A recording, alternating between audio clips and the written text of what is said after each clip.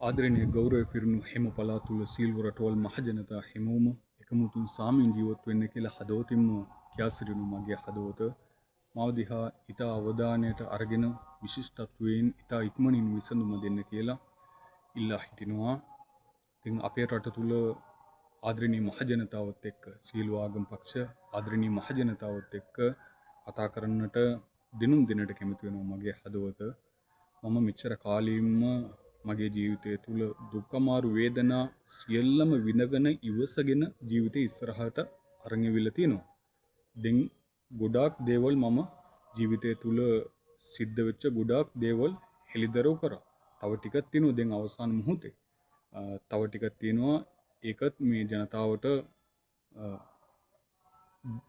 දෙනුම් දුන්නම් පස්සේ හැමෝම විශිෂ්ටත්වයෙන් විසඳුම දෙන්න කියලා ඉල්ලා හිටිනවා. දැන් මගේ හදවත අපේ රට තුල සමහර පක්ෂවල ඉන්නවනේ. සමහර එක පක්ෂය ජනතාව. ඒ පක්ෂය තුල සමහර ජනතාව සමහර අර ඒගොල්ලන්ගේ නිකන් කැමැත්තට පසුදමන්නට පුළුවන්. එතකොට මං අනිත් පක්ෂ හැමෝටම මම පැහැදිලි කරනවා කොහොමද මට ස්ථිර පක්ෂයක් නැති හින්දා මොනවද මං ඒ කාලේ ඉඳන්ම දිනුවක් කරේ. කොයි පක්ෂය වුණත් කමක් නැහැ බලයට පත් වුණා නම් රට තුල නිතිබිරි අහිංසක මහජනතාවගේ කඳුළු නිවල ඒ කියන්නේ ජනතාවට සහයෝගය සියල්ලින්ම ජනතාව පැත්තකින් ඉන්නවනම් සතුටුයි කියලා පැහැදිලි කරා.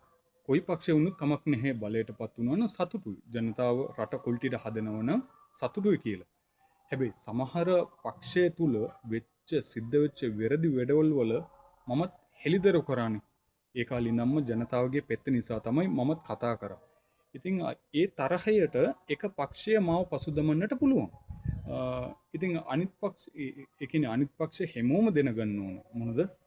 ඉතින් මම ජනතා පැත්තේ කතා කරපු නිසා තමයි ඒ පක්ෂ මාව පසුදමගෙන ඉන්නේ. පිට රටවලට මේ එක දේවල් කියලා මාව පසුදමන්නට උත්සාහය.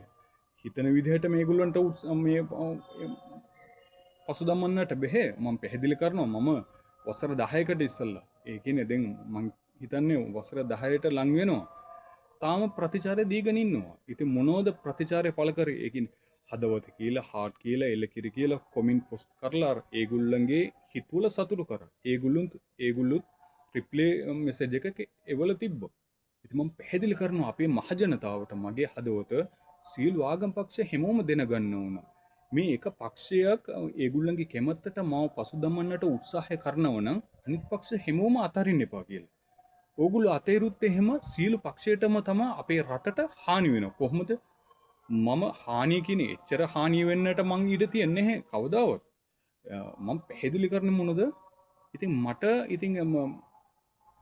උදව්වල නැත්තම් මට උදව්වල ලැබුණ නැත්තම් මම ඉතින් පිටරට ඉඳන්නේ උදව් ඉල්ලගෙන ඉන්නේ. සියලු ආයතන සංගම් සමාගම් වලින් ගොඩාක් රටවල ඉඳන්ම ඉල්ලගෙන ඉන්නවා. ඉතින් මම පැහැදිලි කරනවා සියලු ආගම් පක්ෂ මහජනතාවට මේ එක පක්ෂය මේ ඉරිසියාව එක පක්ෂය ඉතා අවධානයට අරගෙන තියාගන්න කියලා. තේරුණාද මං කියන්නේ මගේ හදවත හැමෝටම සියලු ආගම් පක්ෂ අපේ රට තුල සියලු පක්ෂ මහජනතාවටම දෙනුත් කරනවා. මේ එක පක්ෂයක ඒගොල්ලන්ගේ නිකන් කැමැත්තට ඒගොල්ලන්ගේ උත්සාහයෙන් මාව පසුදමන්නට උත්සාහය කරනවා නම් ඒ වලට ඉඩ දෙන්න එපා කියලා මගේ හදවත.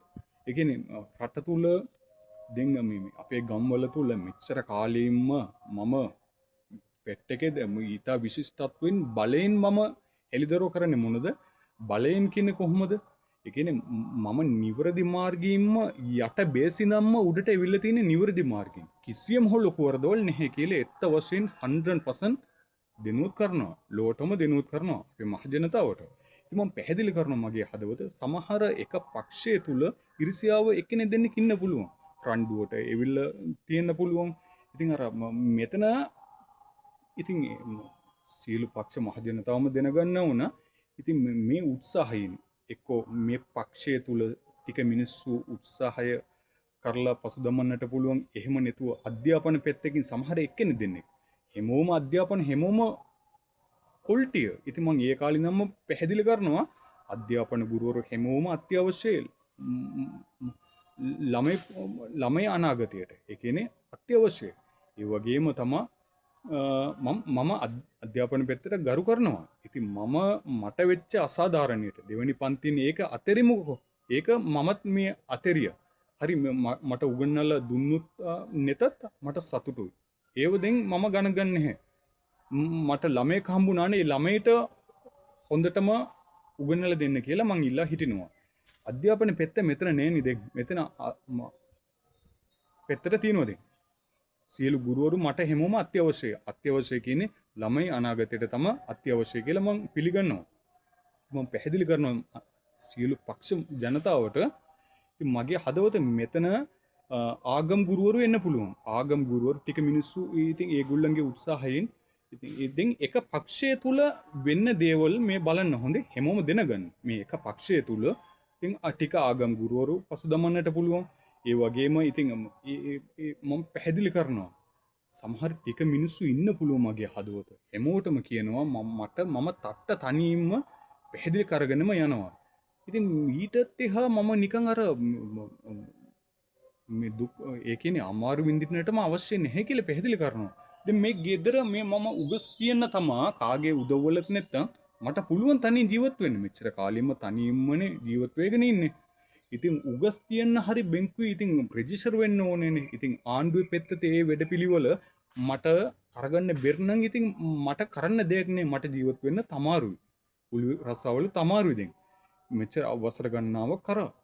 ඉතින් මම පැහැදිලි කරනවා සියලු ආගම් පක්ෂ මහජනතාවට අවධානයට ඉන්න කියලා අවධානයට අරගෙන මගේ හදවත මේ එක පක්ෂයේ පසුදමන්නට උත්සාහ කරනවන ඒ වලට ඉඩ දෙන්න එපා කියලා. අපේ දෙමෝපිය දීලා තියෙන මේ ඉඩම මේ පේජස් තුන ඉඩම එක්ක උගස් තිනවා එක්ක විකුණනවා. විකුණලා මම රස්සාවක් පටන් අරන් හොඳටම කනවා. කවුරුත් දුන්නේ නැහැ අස්වැසුමත් ඉල්ලුවා දුන්නේ නැහෙනේ. මං හම්බ කරලා රස්සාවක් පටන් අරන් හම්බ කරලා මං හොඳටම කනවා කියලා මම පැහැදිලි කරමු මුලින්ම. අද වෙනකම් ෆුඩ් සිටි එකේ ගිහිල්ලා 5000කට බඩු මල්ලක් කරන්නේ නැහැ.